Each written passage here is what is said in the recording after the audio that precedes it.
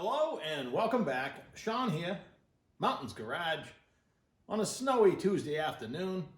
Once again, I have a few minutes before the school bus comes, and I decided of all days today, about the third time it snowed in 4 days, I finally had enough I had to plow.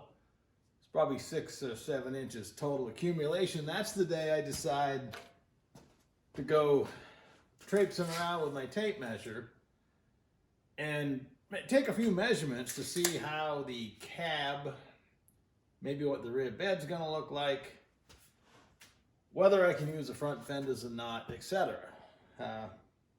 Before we get to that, first I did make my links. That all came out good in my spacers, so the 3/8 rod end fits in the 7/16 hole. I made them right and left hand. They work really nice. I always just cut a groove around the left-handed side, so sometime in the future when I'm laying underneath trying to break that nut loose, I know as long as I remember that that mark is left hand. And I've been consistent with all my Hirsch shifter linkage, which is, this is exactly what it is. That the indication with the ring around it means it's odd or left-handed, so left and right hand, so you can adjust it. I have added some braces to the back, which I'll show you. But before I finished over here, I got looking at the way this sway bar is made. Again, it's from Speedway, made for a sprint car, I believe. It worked out good in this instance. If it was tucked inside the frame rail, I would have maybe a little more travel up and down, but I was looking at some of the older Tim McCamus videos on his shop car that sits in his showroom, timmccamus.com. This is a pretty normal amount of travel.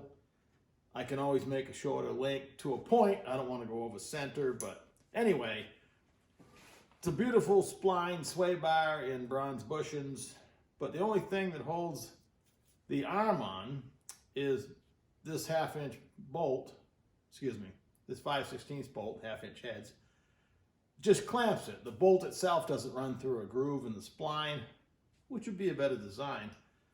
So all it does is clamp, but they give you threaded ends that are 3/8/16, so I'm in the process of coming up with something shorter than that. Right now I just have a fender washer on there, but I don't want to make something that the sidewall of the tire could hit, so I gotta be, whatever I put on there is going to be a really shallow head, and it'll just have a washer to help retain it, because I wouldn't want that to get loose and puncture the tire, because everything happens in a pretty close proximity. So that's coming along pretty good. So back to measuring, I have determined a few things I needed to know. One, I'm still dreaming of what transmission I want to use.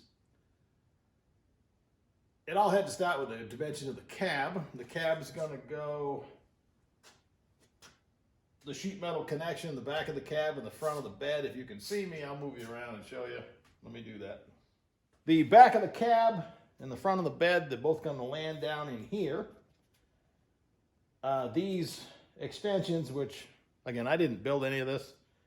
These have been cut off kind of crudely, but I have in my possession, with my goal building an 850 mild steel cage for this, I have 2 main hoops that I bought on eBay. They were wicked cheap, mild steel for a first gen Camaro. And they are basically at their widest point, 53 inches. So I measured the inside of the 47 Ford cab, and that is ideal. I measured these outriggers, and I'm gonna have to add about maybe 3 inches on either side, which is fine for a piece of tubing to hit the rocker panel. I'm actually going to put a rocker bar in it. I'm going to put a lot of extra floor stuff, like it was going to get a 750 cert, but you know, it's going to have floors that I make myself, and the only structure protecting me, even driving it around, is going to be whatever I put in for tubing on the floor. So, and it only makes the installation of the sheet metal floor that much easier. Add a little weight, but that's okay. While we're back here, I have boxes of little brackets for reinforcements. I got tons of these and these little rectangular pieces too. The rectangle pieces aren't necessarily beautiful, but they'll be functional. I still want to add something here, not because the sway bar needs it, because this is going to be up inside my pickup bed. And I'm going to use it as a pickup bed when I can, so I really don't want to dent the sway bar. Be my luck to drop something on it. So the shot cross member I don't believe is going to be hurt in any way. But speaking of shocks, the shocks lean in toward the middle. So I'm going to add one on each side right there. Probably overkill because these are pretty thick, but like I say, I got 150 or 200 of these. And for this chassis, it's perfect. Sometimes they're not fancy enough for the Race 55, but in this case, it'll be fine. And while I'm back here, I'm going to add a bracket for the brake line. I have to make a bracket on the rear end to accept it. And I've been eyeballing my wheelie bar brackets. And I'm pretty sure one or two things is going to happen. I'm either going to utilize those, which is what they're for, and modify the wheelie bar, or I can come through that, put a bracket off there, and the wheelie bar unmodified will slide right in where that nut is. So, and up here, I'm going to have to make brackets that go off those two bolts and accept the upper bars of the wheelie bar up there. Pretty common on a Dana 60. While I was measuring, one statistic that kind of surprised me, in my mind, this is just a short, cute little pickup. I'll probably barely have room for a little bed, and I don't think it's going to handle very well the drag strip, being such a short wheelbase. A 55 Chevy Bel Air in stock form has a 115-inch wheelbase. That's pretty big. Mine has just shy of 118. They just moved the rear wheels back, left the front of the quarter panel unmodified, and just slid the sheet metal back to enlarge the opening for the rear tires. So that sits a little bit less than 118. This cute, tiny little truck has a 120-inch wheelbase. So when I went ahead and measured the cab roughly, and the front fenders, the stock front fenders and hood, they're gone. However, I'm happy to report that with the cab, and I have a 36 Ford grill, I think it's a 36. Everything's going to fit quite nice. Fox body Mustangs are pretty popular. The factory race car, they call them, because the motor plate dimension from the center of the rear axle is like 80 inches. So is this. This is going to be approximately 80 inches from the center of the rear axle, which is good on a 120-inch wheelbase. And that leaves me ample room up front to do whatever I need to do. It's going to have cute little 5-foot pickup bed. 4 if I want to saw it off, but it would make the bed to rear tire look different. So a 5-foot bed is what I'm going to make. I mean, the only reason I was hoping it would be a 4-foot bed is because I have a 4-foot brake, but I'll find somebody to bend up the pickup sides out of sheet metal. I'll make the rest out of square tubing.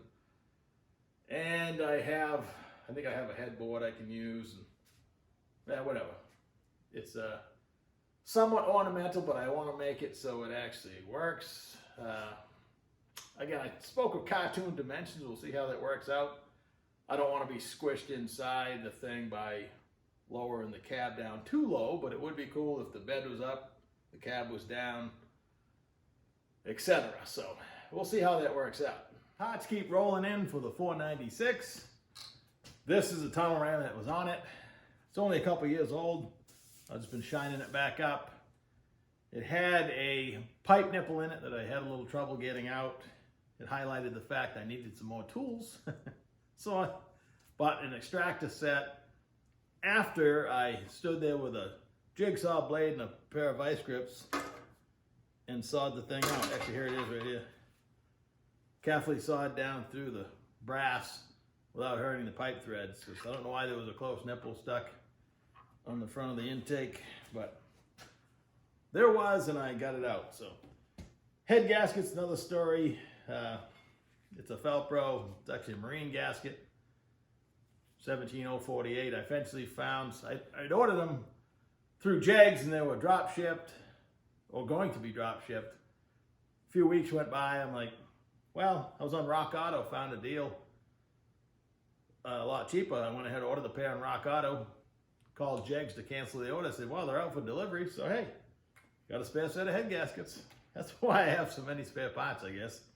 If I let the world take a turn, I'd only have one set, but if they're gonna be hard to find, well, I'll have a spare set, and I have another Gen 5 or 6 block out in the shed. If I ever want to do anything with it, that's the head gasket I'm gonna need, so not the end of the world. So that's it. Today's update on the old 47 Ford pickup project.